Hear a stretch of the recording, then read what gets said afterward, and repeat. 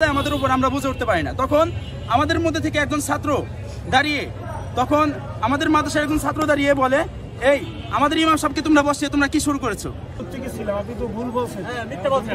AC যে রুমটা আমি উঁচু করে যখন সত্য কথা বলেন, আমার গায়ে আঘাত এখনো আছে, আমার গায়ে এখনো আঘাত আছে, আমাকে ধরে বের করছে, মিথ্যা কথা বলবেন না। আমি একজন জামিয়া ইসলামিয়া দারুল উলুম মাদানিয়া যাত্রাবাড়ি বড় মাদ্রাসার ছাত্র। আমি কোনো দল করি না। আমি সাধারণ একজন মুসল্লি হিসেবে আমি এখানে প্রতি শুক্রবার আসি জুমার নামাজ আদায় করতে। আমি কোনো দল করি না, না চিনি আওয়ামী লীগ, না চিনি বিএনপি, না চিনি কোনো ছাত্র সংগঠন। সুতরাং আমি একজন জনগণ, সেই হিসেবে এখন আমাদের পরিবেশটা সম্পূর্ণ নিরাপদ অবস্থায় ছিল। বারান্দায় কেউ নামাজ পড়ছে এবং সিঁড়িতে কেউ হাঁটাহাঁটি করছে, এরকম একটা শান্ত পরিবেশ। আমাদের ইতিপূর্বে যে আমাদের ইমাম সাহেব ছিলেন তিনি হইল গহরডাঙ্গা মাদ্রাসার রুহুল আমিন সাহেব। তো রুহুল আমিন সাহেব ইতিপূর্বেও আমাদের এখানে নামাজ পড়িয়েছেন এবং তিনি এখানকার প্রধান।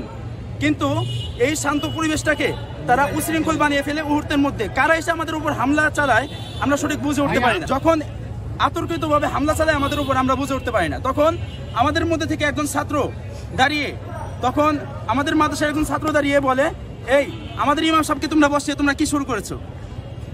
আমাদের ইমাম সাহেব তারা তাকে বসিয়ে দিয়েছে এবং তারা যে আনকমন একজন লোক এনেছে, সুতরাং আমরা তাকে চিনি না ইতিপূর্বে দেখেও নি।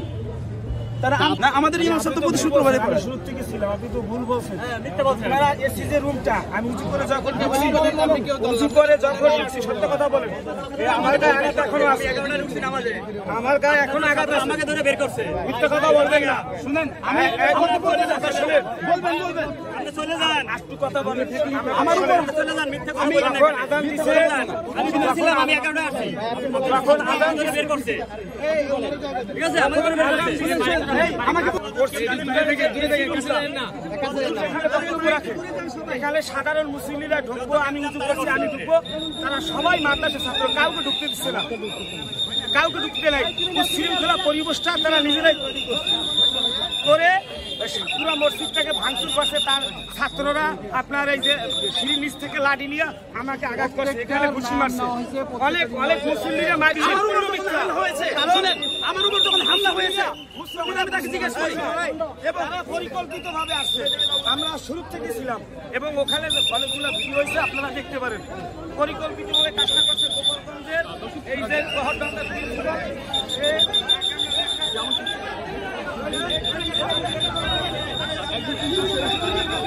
আগে যে ক্ষতি ছিল তার পক্ষে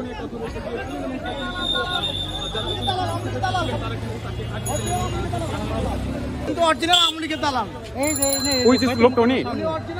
এখানে মুসলিম নামাজ পড়তে গেছে, হট করে আগের খতিবে মহলা 250-300 লোক নিয়ে আসছে, আইসা মুসলিমদের উপরে হাত তুলছে এবং যারা ছাত্র সমাজ ছিল এদের উপর হাত তুলছে, ওদেরকে মারছে, আমাদেরকে মসজিদ থেকে বাইর করে দিছে। আগের খতিবে অনেকজন আওয়ামী লীগের দালাল নিয়ে আসছে, আওয়ামী লীগের শিবির কোনো এখানে আক্রমণ করে না। এখানে যখন মুসলিম নামাজ পড়তে গেছে তখন আগের খতিবের লোক নিয়ে আসছে,